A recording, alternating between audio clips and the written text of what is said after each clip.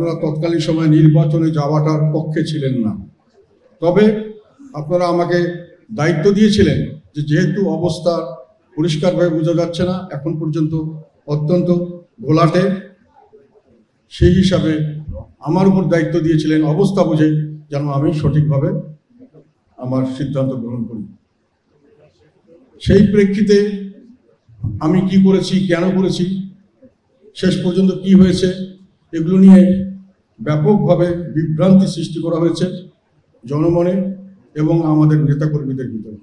কিছুটা হয়তো অনিচ্ছাকৃতভাবে হয়েছে, কিছুটা আমার মনে হয় পরিকল্পিতভাবে আমাদের বিরুদ্ধে অপপ্রচার করা হয়েছে। আমার বিরুদ্ধে করা হয়েছে, জাতীয় আমার ভাবমূর্তি নষ্ট করার চেষ্টা করা হয়েছে ব্যক্তিগতভাবে, জাতীয় পার্টির ভাবমূর্তি নষ্ট করার চেষ্টা করা হয়েছে, এরশাদকে ধ্বংস করার চেষ্টা করা হয়েছে, এরশাদের রংপুরের ঘাঁটিকে ধ্বংস করে সেখানে যাতে আমাদের অবস্থান নেই এটা প্রমাণ করার চেষ্টা করা হয়েছে। বিভিন্নভাবে ছোট করে হলে বলতে হয় এরশাদের পরিবারকেও ধ্বংস করার চেষ্টা করা হয়েছে। রাজনীতি থেকে জাতীয় পার্টি এবং এরশাদকে চিরস্তরে চিরভাবে চিরকালের জন্য নির্বাসন দেওয়ার একটা প্রচেষ্টা আমরা লক্ষ্য করেছি। সেই প্রেক্ষিতে আমি কিছু কথা বলবো। যতক্ষণ নির্বাচনের আগে মুহূর্তে আপনারা যখন আমাকে দায়িত্ব দিয়েছিলেন, আমি সমস্ত দেশের নির্বাচন পরিস্থিতি, রাজনৈতিক পরিস্থিতি পর্যবেক্ষণ করার চেষ্টা করেছি গভীরভাবে। আমার ধারণা তৎকালীন সময় আমার মতো ওয়েল ইনফর্ম রাজনৈতিক নেতা খুব কম ছিল বাংলাদেশে। আমি সরকারি দল বাংলাদেশ আওয়ামী লীগের অবস্থান দেখেছি, তাদের পক্ষে এটা একটা জীবন মরণের সংগ্রাম। আমার মনে হয়েছে তারা নির্বাচনে যেতেই হবে, যে কোনোভাবে নির্বাচন পার হতেই হবে, না হলে তাদের অস্তিত্ব সংকট হতে পারে। তারা জিনিসটাকে এইভাবেই নিয়েছিল। আমার কাছে মনে হয়েছে যারা বিদেশি শক্তি বিভিন্নভাবে আমাদের এই নির্বাচন নিয়ে কিছু না কিছু কথা বলছিলেন, কিছু না কিছু অবস্থান নিচ্ছিলেন, তাদের থেকে আমি পরিষ্কার বুঝতে পেরেছিলাম যে অন্তত তিনটি বড় পরাশক্তি পরিষ্কারভাবে এই নির্বাচনকে সফল করার জন্য তারা সম্মত এবং পরবর্তীতে সরকারকেও তারা চালিয়ে নিয়ে যেতে চায়। এবং তাছাড়াও আর কয়েকটি শক্তিশালী দেশও এই বিষয়ে সরকারকে সমর্থন দিতে প্রস্তুত ছিল। এবং এটা আমার কাছে পরিষ্কার হয়েছিল এই সমস্ত পরাশক্তি এবং বিদেশিদের নিজস্ব কিছু স্বার্থ এখানে জড়িত ছিল। কাজে তাদের এই কাজকর্মগুলোর ভিতরে আন্তরিকতা অনেক বেশি ছিল। তারা যেটা করতে চেয়েছিল খুব জোরে সোরে সেটা তারা করার চেষ্টা করবে, এটাই আমার ধারণা ছিল। বিএনপির যে আন্দোলন চলছিল সে বিষয়ে আমার পরিষ্কার ধারণা ছিল যে এই আন্দোলন সফল হবে না। বাংলাদেশে কোনো গণ আন্দোলনের মুখে কোনো সরকার পরিবর্তন হয়নি। সরকার পতন কখনোই আন্দোলনের দ্বারা বাংলাদেশের ইতিহাসে হয়নি। আন্দোলন হয়েছে, মানুষের বিক্ষোভ হয়েছে, বিক্ষুব্ধ হয়েছে মানুষ, সেটার সুযোগে অন্য একটি শক্তি এসে সরকারকে পরিবর্তন করেছে। এটা হলো বাংলাদেশের ঐতিহাসিক সত্য। সেই সত্যের প্রেক্ষিতে আমরা দেখেছি 2013 এবং 2014 সালে 3 মাস গণ আন্দোলনের মুখে সম্পূর্ণ দেশ অচল হওয়ার পরেও সরকার পরিবর্তন হয় নাই। কাজেই 10 লক্ষ নয়, 50 লক্ষ নয়, 1 কোটি লোক রাস্তায় নামলেও সরকার পরিবর্তন হবে না, বিএনপির আন্দোলন সফল হবে না, নির্বাচন বন্ধ করে সরকার পরিবর্তন করা সম্ভব হবে না। এটাতে আমি কনভিন্স ছিলাম। তার মানে নির্বাচন হয়ে যাচ্ছে এবং নির্বাচন পরবর্তীতে 5 বছর থাকবে। আমাদের ধারণা ছিল বিএনপি, আমরা এবং আওয়ামী লীগ একসাথে নির্বাচন করলে আমাদের একটা দর কষাকষির সুযোগ হবে। কারণ আওয়ামী লীগ এবং বিএনপি দুই পক্ষই চাইবে তাদের থেকে আমাদেরকে সরিয়ে রেখে দিতে। আওয়ামী লীগ চাইবে আমরা যেন বিএনপির দিকে না যাই, বিএনপি চাইবে আমরা যেন আওয়ামী লীগের দিকে না যাই। ফলে আমাদের একটা রাজনৈতিক মূল্য সেখানে আমরা পাবো। কিন্তু আমি যখন দেখলাম যে বিএনপির যারা আন্দোলনের মুখে বিভিন্নভাবে তারা কতগুলো ফাঁদে পড়ে গেল, এটা আমি তাদের দোষ দেই না, এটা স্বাভাবিক ছিল। আন্দোলন করলেই কিছুটা সহিংসতা বিভিন্ন জায়গায় হয়, সহিংসতা সৃষ্টি করা যায় বাইরে থেকে। কাজে এই সহিংসতার নাম দিয়ে তাদেরকে ঢালাওভাবে তাদেরকে মামলা মোকদ্দমা দিয়ে তাদেরকে গ্রেফতার করা হলো, তাদেরকে কনভিকশন দেওয়া হলো পুরোনো মামলায়। নেতা কর্মী এবং ক্যান্ডিডেটদেরকে আমাদের নির্বাচনের থেকে বাইরে বের করে রাখা হলো।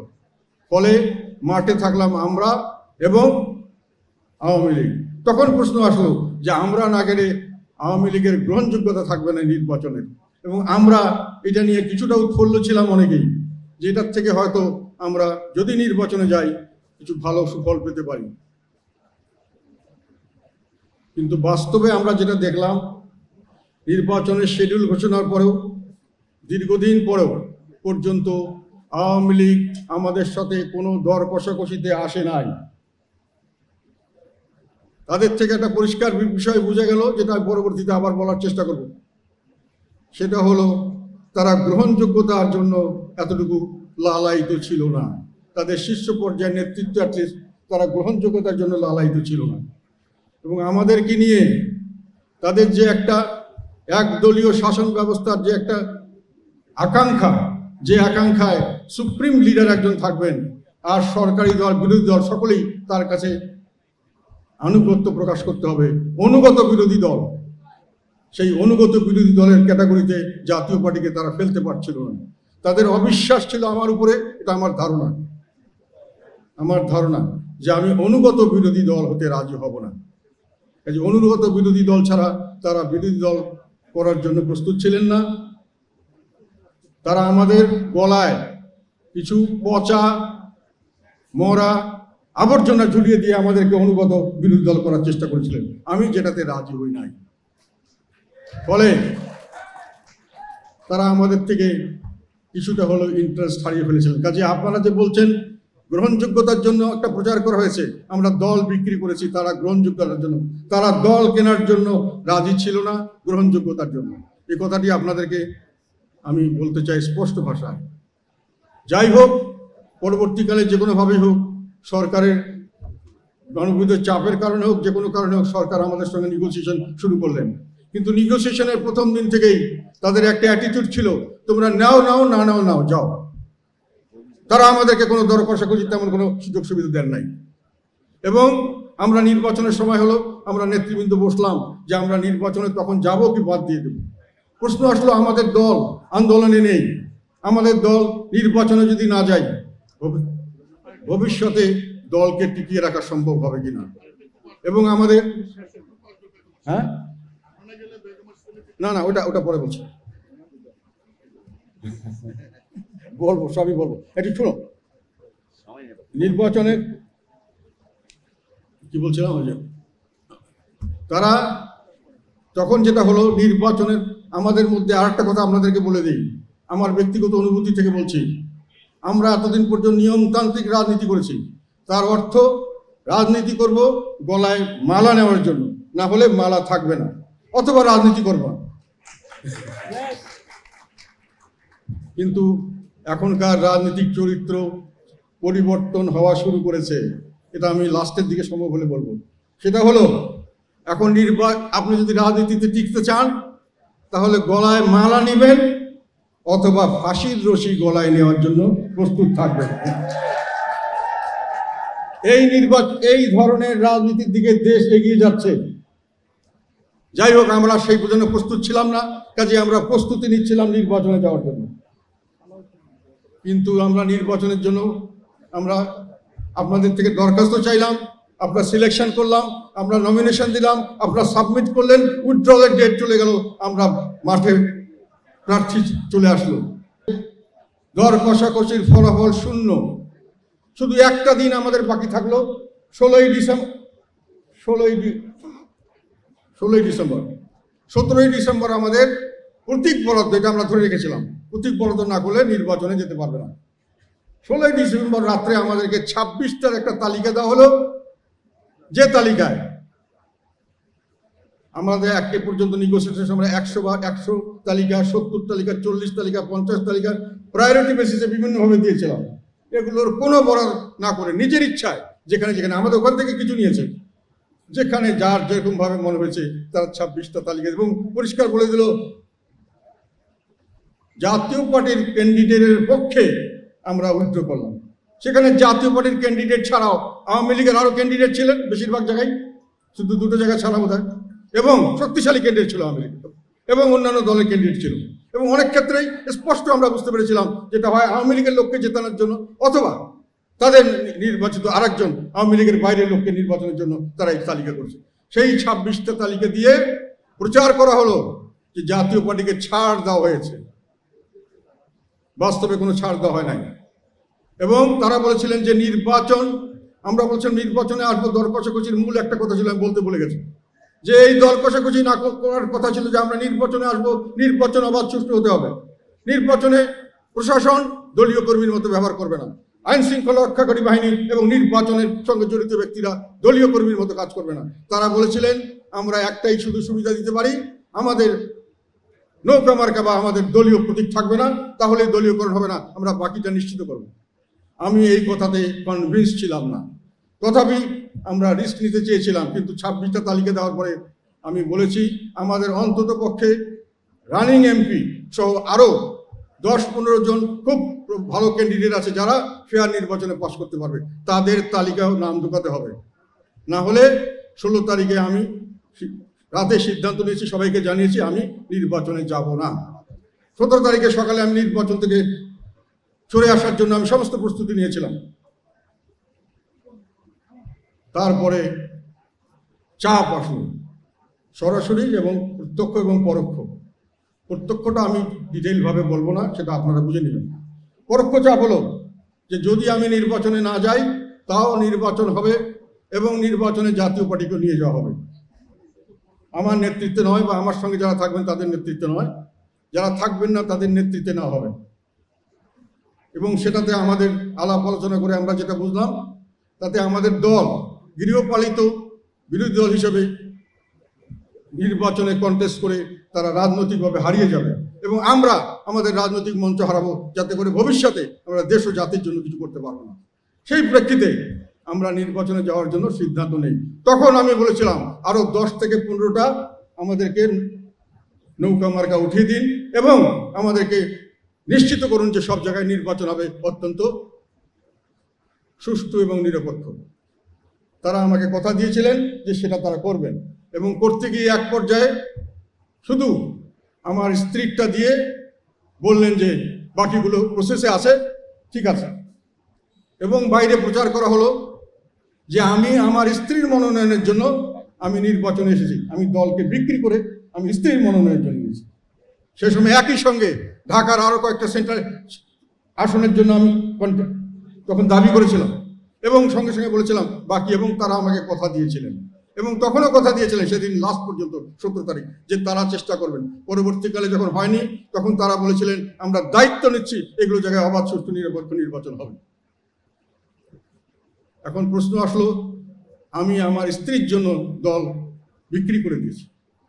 আমি একটা কথা বলতে চাই যেটা আগে কোনো সময় বলিনি। উত্তরে আমি বসবাস করি 30 বছরের বেশি সময় থেকে এবং সম্পূর্ণ সময়টা আমি উত্তরে যখন থাকতাম তখন আমি রাজনীতি করতাম। আমি এমপি ছিলাম, মন্ত্রী ছিলাম উত্তরা থেকে, সমস্ত দলের লোক আমাকে চিনত। আমি রাস্তায় হেঁটে গেলে আমি 2018 সালে উত্তরা থেকে নির্বাচন করার জন্য ইলেকশন ক্যাম্পেইন পর্যন্ত করেছিলাম। তার আগেও আমি ইলেকশন করার চেষ্টা করেছিলাম এবং উত্তরাতে আমি মনে করেছিলাম এখানে আমার একটা ভালো গ্রহণযোগ্যতা আছে। আমি 2018 সালে যখন ঘোষণা করেছিলাম আমি নির্বাচন করবো, এখান থেকে রাস্তার লোকজন দোকানদাররা দাঁড়িয়ে আমাকে অভিনন্দন জানিয়েছিল।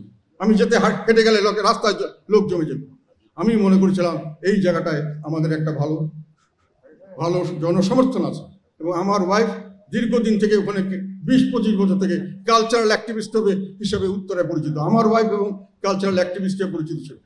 ফলে আমি মনে করছি এই সিটটা আমি যদি ধরতে পারি তাহলে আর একটা কথা আপনাদের বলি, বাংলাদেশের অন্য, এটা হলো নাম্বার 1 সিট, বাংলাদেশের অন্য যে কোনো জায়গায় আমার অ্যাসেসমেন্ট অনুযায়ী 10টা সিটও যদি আমি পাই তার চেয়ে এই সিট বেশি মূল্যবান এই সিটের থেকে।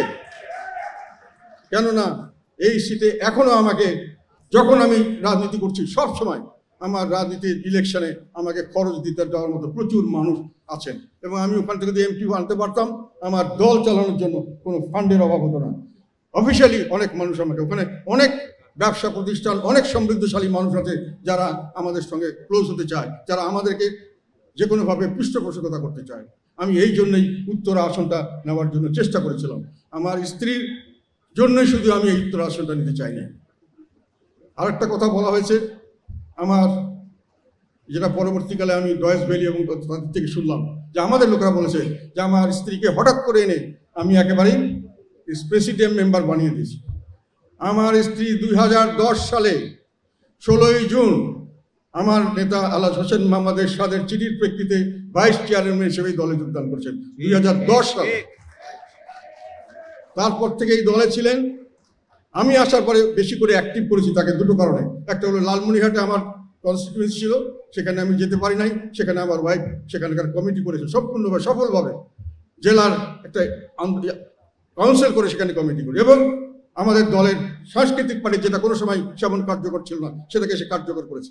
তার প্রেক্ষিতেই তাকে আমি নয়, আমাদের সঙ্গে যারা সিনিয়র নেতা ছিলেন তারা তাকে প্রমোশন দিয়ে প্রেসিডেন্ট মেম্বার করেছেন। কাজে এই কথাটি বলা হয় এটা সঠিক নয়, এটা আপনাদেরকে জানানো দরকার ছিল, এবং এটা ব্যাপকভাবে প্রচারণা করা হয়েছে। আর একটা হলো যে আমি উত্তরা আসন নেওয়ার পরে আমার যে লালমনিরহাট 3 আমার আসন, যে আসন থেকে আমি এমপি হয়েছিলাম লাস্ট টাইম, এবং আগেও 2-3 বার হয়েছি, সেই আসন থেকে আমাদের নৌকা মার্কার ক্যান্ডিডেট উইথড্র করা হয় নাই, বন্ধ করা হয়েছে। সেটা পরবর্তীকালে আমি জানতে পারলাম। সেখানে প্রচার করা হয়েছে যে সিলেটের আতিকের আসনের বিনিময়ে আমি আমার ওয়াইফের আসন। এটাও একটা প্রচারণা, মিথ্যা প্রচারণা, শুধু আমাকে ছোট করার জন্য। এটা যাদের কাছে হিসাব আছে তারা এটা বলতে পারবে। আমাকে ধ্বংস করা মানে জাতীয় পার্টিকে ধ্বংস করা। আমি যেহেতু জাতীয় পার্টির চেয়ারম্যান, আমার ভাবমূর্তি পূর্ণ মানে জাতীয় পার্টির ভাবমূর্তি পূর্ণ, এবং সেটা করার চেষ্টা করা হয়েছে। যাই হোক, পরবর্তীকালে যখন আমরা নির্বাচনে যাওয়ার মনস্থ নিয়েছি, নির্বাচন করব, তখন আমি নির্বাচন যাতে ভালো করে করা যায় তার জন্য আপ্রাণ চেষ্টা করেছি। কিন্তু এই যে তাদের প্রচারণা 26টা সিটে ছাড় দেওয়া হয়েছে, এটা জনমনে যেমন বিভ্রান্তি সৃষ্টি করেছে, আমাদের নেতা কর্মীদের মধ্যে বিভ্রান্তি সৃষ্টি করেছে। এই 26টা যারা ছিলেন তারা মনে করেছেন যে আমরা হয়তো জিতে যেতে পারি। আগে যেমন 2014 হয়েছে, কোনো কষ্ট না করলে হয়তো জিতবো, কাজে তারা গা লাগাননি। আমি বারংবার কিন্তু বলেছিলাম যে এখানে কিন্তু ছাড় হয় নাই, আওয়ামী লীগের ক্যান্ডিডেট আছে, তারা জিততে পারে। সরকার কোনো রকম সেরকম ফেয়ার করবে কিনা আমরা জানি না, তোমাদের চেষ্টা চালিয়ে যেতে হবে। তথাপি অনেকেই বুঝতে পারেননি, অথবা পেয়েও কিছু করতে পারেননি। আর সেকেন্ড ছিল যে বাইরে প্রচারণা হয়েছে দল বিক্রি হয়ে গেছে, কাদের সাহেব 200 কোটি টাকা পেয়ে গেছেন, 300 কোটি টাকা। কাজে আমাদেরকে টাকা, আমাদের তো জিতার কোনো সম্ভাবনা নাই, যেহেতু 26টা আসনের মধ্যে আমরা পাইনি। কাজে টাকার ভাগ চাই। আমাকে দিন রাত 24 ঘন্টা আমি যতক্ষণ নির্বাচন করছি, সকাল থেকে বিকাল, টাকা দেন টাকা দেন টাকা দেন। তারা নির্বাচনে নাই, তারা মাঠে যায় নাই, আমার পিছনে পড়ে আছে টাকা আদায় করার জন্য, এবং আমার নামে জঘন্যতম কথা বলে বেড়াচ্ছে। এটা আমাকে শুনতে হয়েছে, সেই জন্য বললাম আমি কে করেছেন না করেছেন জানি না, ব্যাপকভাবে এগুলো করা হয়েছে। যাই হোক, নির্বাচন যখন হয়ে গেল, নির্বাচন কি হয়েছে, কেমন করে হয়েছে, এগুলো আপনারা সবাই দেখেছেন। আপনাদের থেকে নিয়ে আমি কথা বলেছিলাম, নির্বাচন 3 প্রকার হয়েছে। একটি অবাধ, সুষ্ঠু, নিরপেক্ষ নির্বাচন, তবে অংশগ্রহণমূলক হয়নি 2-1টি সিটে, সেটাও সরকারের ইচ্ছা হয়েছে। একটি নির্বাচন হচ্ছে ফ্রি স্টাইল, অস্ত্র এবং অর্থ দিয়ে যে যেভাবে পেরেছে, সেখানে প্রশাসন থেকে শুরু করে সমস্ত মানুষকে কিনে যারা জিততে পেরেছে তারাই জিতেছে। এবং একখানে ছিল এই মানামানির ভিতরেও সরকারের নির্দেশনামূলক যে লোককে পাশ করানোর কথা তাকেই পাশ করিয়ে দেওয়া হয়েছে। এই 3 ধরনের নির্বাচন হয়েছে।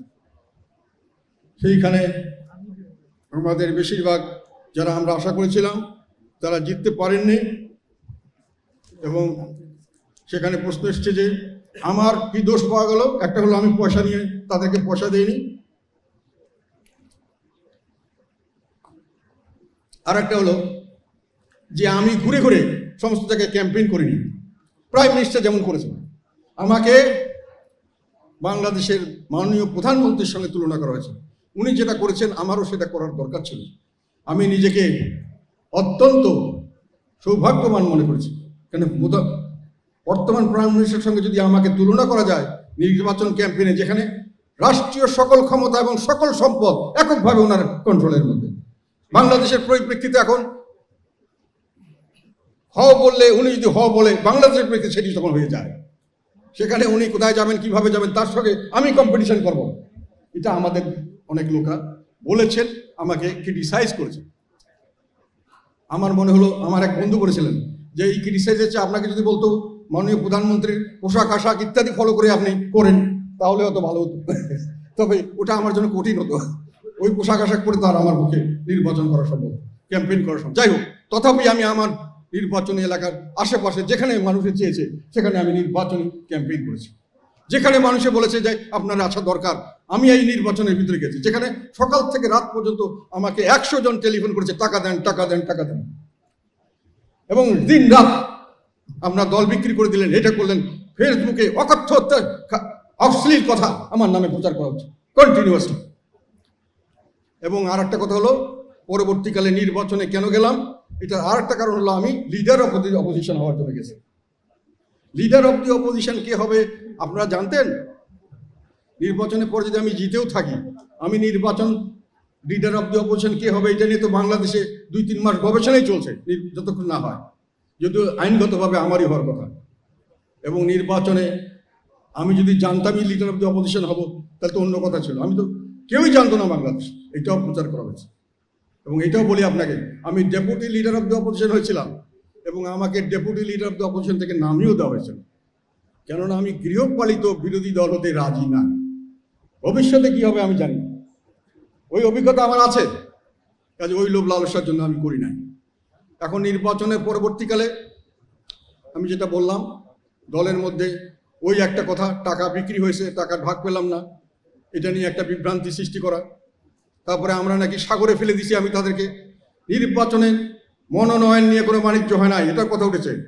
মনোনয়ন বোর্ডে সিনিয়র সমস্ত নেতাকে রাখা হয়েছে, যে চেয়েছে তাকে রাখা হয়েছে, এবং সেই জেলার যে প্রধান ছিলেন, জেলা সভাপতি অথবা আহ্বায়ক, তাকেও রাখা হয়েছিল। এবং আমি তাদের মতামতের ভিত্তিতে সমস্ত মনোনয়ন দিয়েছি, কোনো মনোনয়ন আমি নিজের ইচ্ছায় দেই নাই। কাজে মনোনয়ন বাণিজ্যের প্রশ্ন আসে না, কিন্তু সেগুলো প্রচার করা হয়েছে।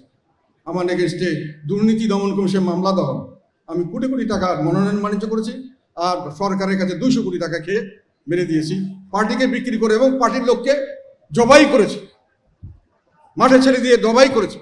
কোনো লোককে আমি জোর করে ছেড়ে দেই নাই, কোনো পয়সা দেবো এই কথা কোনো ক্যান্ডিডেটকে বলি নাই। সমস্ত ক্যান্ডিডেটকে আমি জিজ্ঞাসা করেছি, তোমাদের কি ইলেকশন করার মতো অর্থ আছে? সবাই বলেছে আছে। সামর্থ্য আছে? হ্যাঁ আছে, ইলেকশন করব।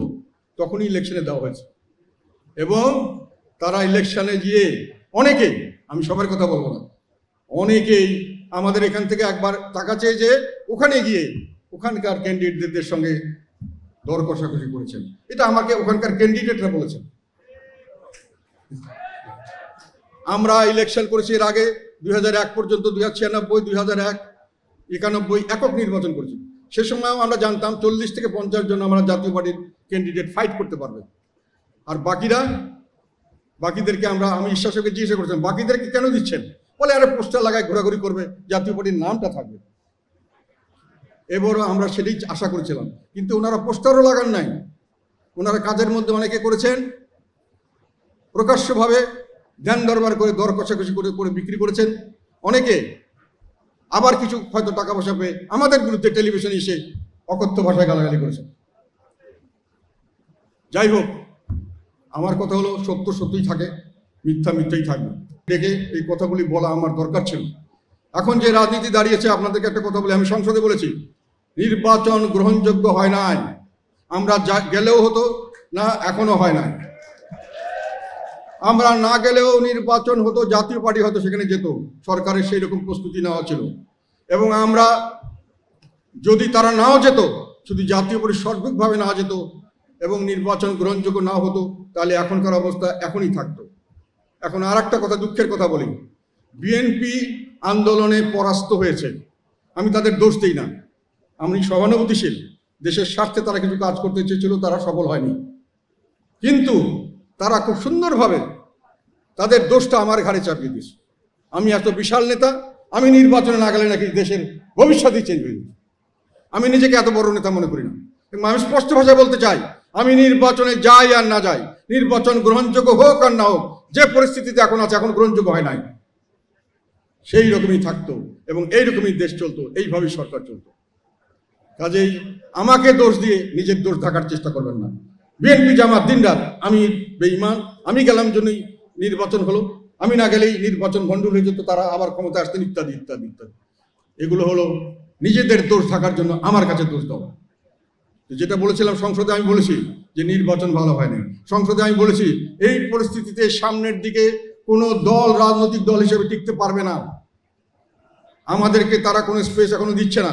আমরা নির্বাচনে যাচ্ছি, নিয়মতান্ত্রিক পথে আন্দোলন করার চেষ্টা করছি, সরকারের বিরুদ্ধে কথা বলছি, ভোট দেওয়ার চেষ্টা করছি, আমাদেরকে কোনোখানে দাঁড়াতে দেওয়া হচ্ছে না, ভোটও দেওয়া হচ্ছে না, আমাদের জিরো করে দেওয়ার চেষ্টা করা হচ্ছে, আর অপপ্রচার করে। আর বিএনপিকে তো মাঠে নামতেই দেওয়া হচ্ছে না। আর এখন থাকছে শুধু আওয়ামী লীগ। আওয়ামী লীগের কথা আমি বলি, তারা আমার বিশ্বাস মতে তারা একটা একদলীয় শাসন ব্যবস্থা চালানোর চেষ্টা করছে। একদলীয় শাসন ব্যবস্থা মানে হলো একজন সুপ্রিম লিডার থাকবে, একজন সুপ্রিম লিডার থাকবেন, উনি সবকিছু জবাবদিহিতার ঊর্ধ্বে, এবং সেখানে উনি ভোট করলেও করতে পারেন, নামকান বাস্তে না করলেও থাকবেন উনি। এটা হলো একদলীয়, এবং তারপরে যারা নির্বাচিত হবে ওনার অনুমতি নিয়ে নির্বাচিত করতে হবে। যদি সঠিক নির্বাচন হয় তাহলে তারা প্রথম আনুগত্য হবে সুপ্রিম লিডারের কাছে, তারপরে আনুগত্য হবে জনগণের কাছে। কিন্তু যদি সেই নির্বাচন কারচুপির নির্বাচন হয় তাহলে তার প্রথম আনুগত্য থাকবে সুপ্রিম লিডারের কাছে, দ্বিতীয় আনুগত্য থাকবে সুপ্রিম লিডারের কাছে। এই ধরনের একটি সিস্টেম তৈরি করার জন্য আওয়ামী লীগ কাজ করছে। তারা আমাদের মতো দলকে গৃহপালিত বিরোধী দল যদি আমরা হতে চাই তাহলে তাদের কোনো আপত্তি নাই। কাদের স্যারকে বিশ্বাস করি না, উনি গৃহপালিত হতে রাজি হবেন না। কাজেই পচা সরা মরা এগুলোকে নিয়ে, আবর্জনা নিয়ে ওনারা গৃহপালিত বিরোধী দল তৈরি করার চেষ্টা করছেন, এবং সেখানে টবের মধ্যে গাছ, মাটির ভিতরে যার শিকড় নেই সেই সমস্ত দলকে ওনারা সামনে রাখবেন। কিন্তু একটা কথা আপনাদের বলতে চাই, যারা এইসব দলের দিকে ঝুঁকে যান তাদের পরিণতি কি হয়েছে এবার ইলেকশনে দেখেছেন। কিংস পার্টিগুলো কি হয়েছে, বিরোধী দল হবে, তাদের অবস্থান কি, 14 দলীয় জোটের কি অবস্থান। আর যারা মিত্র ছিলেন আওয়ামী লীগের গৃহপালিত মিত্র, সেই মিত্রদের কি অবস্থা হয়েছে, তারা হারিয়ে গেছে।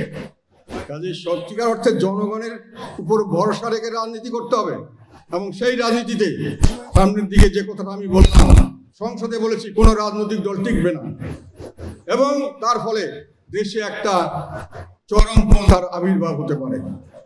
এবং সামনের দিকে রাজনীতিতে যখন মানুষ দেখবে স্বাভাবিক হিসাবে রাজনীতি কাজ করে না, জনগণ ভোট দিতে পারে না, ভোট দিয়ে সরকার পরিবর্তন করতে পারে না, তখন মানুষে চরমপন্থার দিকে, তখন রাজনীতি হবে হয় মালা না হয় ফাঁসি। এটা যারা গ্রহণ করতে পারবে তাই রাজনীতি সাকসেসফুল হতে পারবে।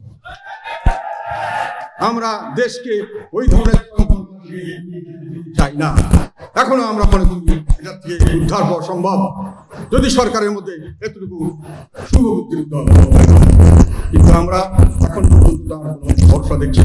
এখন পর্যন্ত সরকার, এই বর্তমান সরকারকে আমি কোন রাজনৈতিক দল মনে করতে পারছি না। তারাও এখন রাজনৈতিক চরিত্র হারিয়েছে। রাজনৈতিক দলের একটা গণমুখী কর্মসূচি থাকবে, একটা গণমুখী তাদের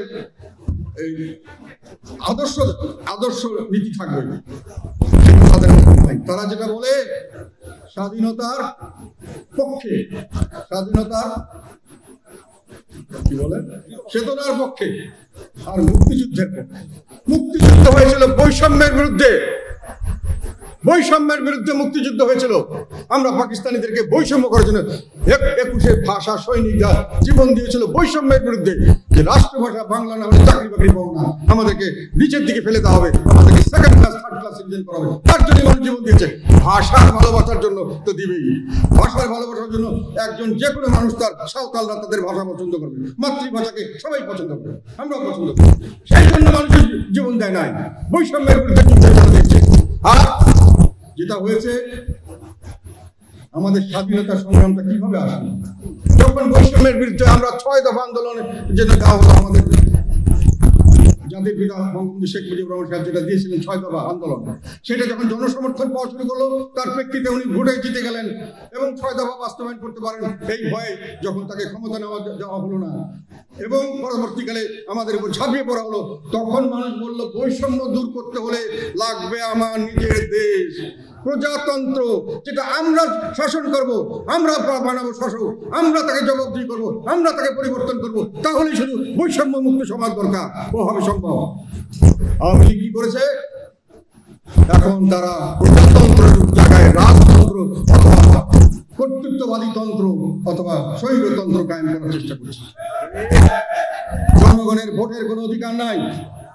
ভোট দিয়ে তারা তারপরে জনগণ কোন রাজনৈতিক কর্মকাণ্ডে মানে রাজারা যে কাজ করে, মানে দেশ পরিচালনার মধ্যে জনগণের কোনো ভূমিকা নাই।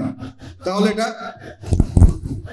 যে প্রজাতন্ত্রে রাজারা রাজ্য চালানোর জন্য প্রজাদের কোনো ভূমিকা থাকে না, সেটাকে কখনোই প্রজাতন্ত্র বলা যায় না।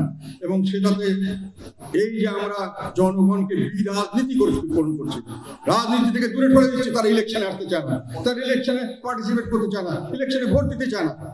এগুলো হলো রাজনীতিকরণ। এখন ইউনিভার্সিটিগুলোতে সমস্ত প্রফেশনাল বডি সব রাজনীতিকরণ হচ্ছে, নিজস্ব লোক বসে দেওয়া হচ্ছে, তাদের নিজস্ব কোনো কাজ করতে দেওয়া হচ্ছে না।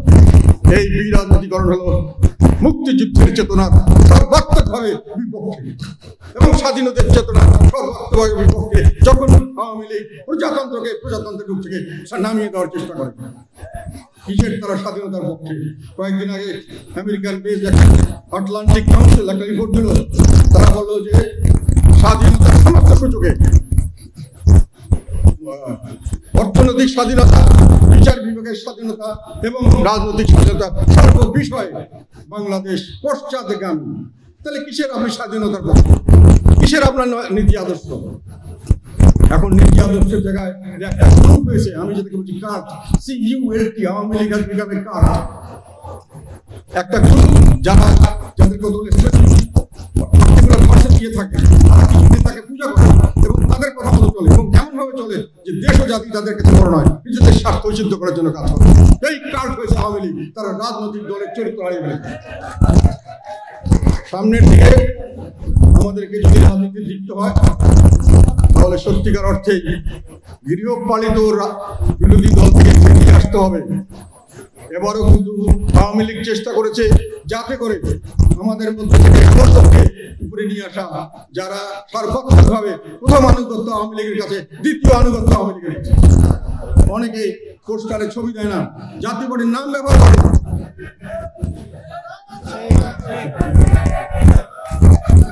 কিন্তু জাতীয় পার্টির প্ল্যাটফর্মটা ব্যবহার করে, জাতীয় পার্টির নমিনেশনটা ব্যবহার করে। আপনাদেরকে কথা দিতে পারি, আমাকে যদি সরিয়ে দিতে না পারে তাহলে এটা ভবিষ্যতে অ্যালাউ করা হবে না। রাজনীতি যদি করতে হয়, জাতীয় পার্টির রাজনীতি করতে গেলে জাতীয় পার্টি গ্রহণ করতে হবে, আনুগত্য থাকতে হবে জাতীয় পার্টি থেকে এবং জাতীয় পার্টির নেতাকে মানতে হবে। জাতীয় পার্টির নেতাকে যদি না মানেন, ভোটে তাকে আরেকজনকে নেতা করেন, তাকে মানতে হবে। আপনি আওয়ামী লীগের নেতাকে মানবেন, আওয়ামী লীগের পোস্টার দিয়ে নির্বাচন করবেন ছবি দিয়ে, আর জাতীয় পার্টিকে ব্যবহার করবেন, এই অন্যায় আর সহ্য করা হবে না। সামনের দিকে সেইভাবে প্রস্তুতি নিতে হবে। পথ সহজ নয়, অনেক কঠিন পথ পাড়ি দিতে হবে। সেই জন্য আমি বলছি যে সংগঠন কিভাবে করবো আগামী দিনে সেটা আপনারা ঠিক করবেন। রাজনীতি আমরা কি দিতে হয় দেবো। যে গৃহপালিত হতে যায়, গৃহপালিত হওয়ার জন্য সবাইকে আমি ওয়েলকাম করবো, চলে যান গৃহপালিত হতে যান। আমরা গৃহপালিত বিরোধী দল হবো না। যে কয়েকজন থাকবো সেটা দিয়েই আমরা দেশের জাতির কল্যাণে কাজ করে যাবো। আপোষকামিতা করে গৃহপালিত হয়ে গাড়ি বাড়ি নিয়ে লাভ নেই। এটার একটা সীমা আছে, আমাদেরকে সেখান থেকে উঠে আসতে হবে, না হলে রাজনৈতিকভাবে হারিয়ে যাবেন। সেই জন্য আপনাদেরকে আজকে ডেকে এনেছি এই কথাগুলো বলার জন্য। এবং আমি চাই এগুলো আপনারা অন্তর থেকে বুঝেন, কোন প্রশ্ন থাকে করবেন, আর পরবর্তীকালে বক্তৃতা দিবেন কিভাবে আর সামনের দিকে দলকে সংগঠিত করবেন। গৃহপালিত দল নয়, জাতীয় পার্টিকে সংগঠিত করবেন, আওয়ামী লীগের মিটিং নয়। সেটা করতে গেলে আপনি যতবারই ক্ষমতাশালী হতে পারেন, আর আমি যতবারই দুর্বল লোক হই, যতক্ষণ এই পজিশনে আছি আমি এটাকে সার দেব না কোনো সময়। আপনাদের সবাইকে অশেষ ধন্যবাদ। আমাদের নেতা আল্লাহ হোসেন মোহাম্মদ এরশাদ চিরদিন জনগণের মনে অমর হোক। জাতীয় পার্টি জিন্দাবাদ, বাংলাদেশ জিন্দাবাদ।